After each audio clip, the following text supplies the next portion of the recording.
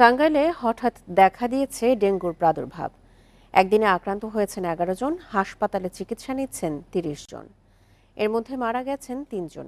চিকিৎসকেরা বলছেন, সচেতনতা বাড়ালে ডেঙ্গু সংক্রমণ নিয়ন্ত্রণে রাখা সম্ভব। টাঙ্গাইলের কালিহাতী উপজেলার উত্তম বণিক ঢাকা থেকে ফেরার পর শরীরে ব্যথার জ্বর নিয়ে উপজেলা স্বাস্থ্য কমপ্লেক্সে গিয়ে পরীক্ষা করান। ডেঙ্গু শনাক্ত হলে ভর্তি হন হাসপাতালে। ঢাকা আসলাম গত সপ্তাহে, এক সপ্তাহ হতো ঢাকা থেকে আসছি। তার 4-5 দিন পর থেকে হঠাৎ করে জ্বর সকালে থেকে 104, 4.5, জ্বর কমে না। শুধু ঢাকা থেকে নয়, স্থানীয়ভাবেও অনেকে আক্রান্ত হচ্ছেন ডেঙ্গুতে। স্বজনরা বলছেন, বাড়ির চারপাশ পরিষ্কার পরিচ্ছন্ন থাকার পরেও ডেঙ্গু আক্রান্ত হওয়ায় উদ্বিগ্ন তারা। আমাদের পাশের বাড়ির একজনের হয়েছে, আশেপাশের 2-1 জনের হয়েছে, তারপরে আমার দাদি। এটা তো আমি মশারিটা ভালোভাবে পরিষ্কার পরিচ্ছন্নভাবে থেকে পরিবেশ ভালোভাবে থেকে তারপরও আসলে কেমন বুঝতে পারলাম না। জেলা স্বাস্থ্য অধিদপ্তরের হিসাবে চলতি বছরের 5 সেপ্টেম্বর পর্যন্ত জেলায় 299 জন ডেঙ্গুতে আক্রান্ত হয়েছেন। এদের মধ্যে 3 জন চিকিৎসাধীন অবস্থায় মারা গেছেন। বাড়ির আশপাশে কোথাও যাতে ঝোপঝাড় না থাকে সেগুলো পরিষ্কার করা, কোনো ড্রেন বা কোনো পাত্রের মধ্যে পানি জমে না থাকে সেগুলো নিষ্কাশনের ব্যবস্থা করা, এবং মানুষজন যাতে ঘুমানোর সময় অবশ্য মশারি ব্যবহার করি সেই ব্যাপারে মানুষকে সচেতন করে তোলা। ডেঙ্গু নিয়ে আতঙ্কিত না হয়ে জটিলতা দেখা দিলে হাসপাতালে যাওয়ার পরামর্শ দিয়েছেন চিকিৎসকরা। প্রাথমিকভাবে বলি যে এটা সাধারণ একটা ভাইরাল ফিভার। প্রথমে আমরা একটু শুধু প্যারাসিটামল খেলে জ্বরটা বেশিরভাগই ভালো হয়ে যাবে।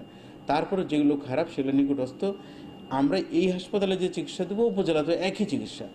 এখন পর্যন্ত 2টি হাসপাতালে আক্রান্ত 30 রোগী চিকিৎসাধীন রয়েছেন। Independent news. ডেঙ্গু পরিস্থিতি নিয়ে আরো জানাতে টাঙ্গাইল থেকে যোগ দিচ্ছেন সহকর্মী মামুনুর রহমান। মামুনুর, ডেঙ্গুর প্রকোপ বাড়ার কারণ সম্পর্কে কি কোনো ধারণা পাওয়া গেছে? স্বাস্থ্য বিভাগ কি বলছে এ বিষয়ে?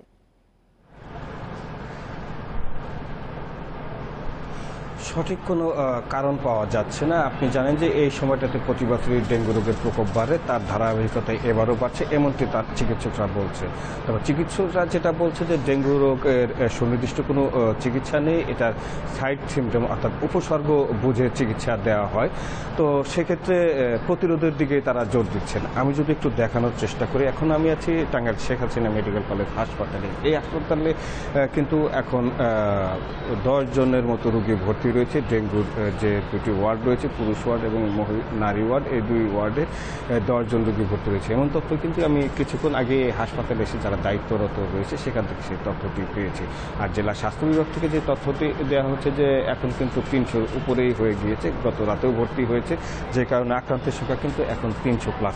তবে অন্যান্যবার আমরা যেটা দেখি যে আক্রান্তর তুলনায় যে মৃত্যুর যে হারটা থাকে এবার অন্যান্য বারের চাইতে বেশি, কারণ এখন পর্যন্ত 300 রোগী আক্রান্ত হওয়ার বিপরীতে কিন্তু 3 জন মারা গিয়েছে। তো এই বিষয়ে চিকিৎসকরা যেটা বলছে যে বাড়ির চারপাশ পরিষ্কার পরিচ্ছন্ন রাখা, সবসময় মশারি টানিয়ে থাকা, প্রয়োজন না হলে বাচ্চাদেরকে একটু নিরাপদে রাখা। এর বাইরে যে কথাগুলি তারা বলছে যে যেসব জায়গায় পানি জলাবদ্ধতা তৈরি হয় বা এসির পানি, ফ্রিজের পানি বা বৃষ্টির পানি যদি কোথাও দীর্ঘদিন থাকে, সেক্ষেত্রে সেসব জায়গায় এডিস মশা অর্থাৎ ডেঙ্গুবাহিত মশা সেখানে ডিম দেয় বা লার্ভা হয়, সেখান থেকে মশা বৃদ্ধি হয়। তো তারা যেটা বলছে যে এই বিষয়ে যদি একটু সচেতন হওয়া যায় তাহলে কিছুটা প্রকোপ কমবে। কিন্তু আমরা স্থানীয় লোকজনের সাথে কথা বলে যেটা জানতে পেরেছি, বিশেষ করে টাঙ্গাইল পৌর এলাকার বাসিন্দাদের সাথে কথা বলে যেটা জানতে পেরেছি যে দীর্ঘদিন ধরেই কিন্তু মশক নিধনে কোনো কার্যকর পদক্ষেপ তারা কর্তৃপক্ষকে দেখছে না। এই বিষয়ে তাদের অনেক অভিযোগ রয়েছে। স্থানীয়রা যেটা বলছে যে তারা তাদের মতো করে বাড়ির চারপাশ পরিষ্কার পরিচ্ছন্ন রাখার চেষ্টা করছে যাতে পানি দীর্ঘদিন জমে না থাকে। তবে তারা যেটা বলছে যে দায়িত্বশীল যারা রয়েছে অর্থাৎ পৌরসভায়, পৌর কর্তৃপক্ষ, ইউনিয়নগুলোতে, ইউনিয়ন পরিষদ থেকে, আপনি জানেন যে এবার যে ডেঙ্গু রোগটা এটা কিন্তু শুধু শহর কেন্দ্রিক নয়, অর্থাৎ রাজধানী ফেরত আসা যারা ডেঙ্গুতে আক্রান্ত হয়েছে বা জেলা শহরে যারা বসবাস করে তাদের ডেঙ্গু হয়েছে, বিষয়টি তেমন না।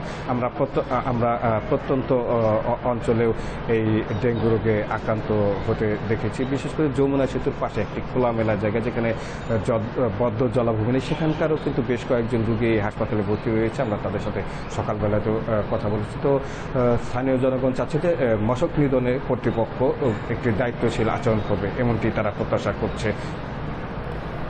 টাঙ্গাইল থেকে ডেঙ্গু পরিস্থিতি নিয়ে সবশেষ তথ্য জানাচ্ছিলেন সহকর্মী মামুনুর রহমান।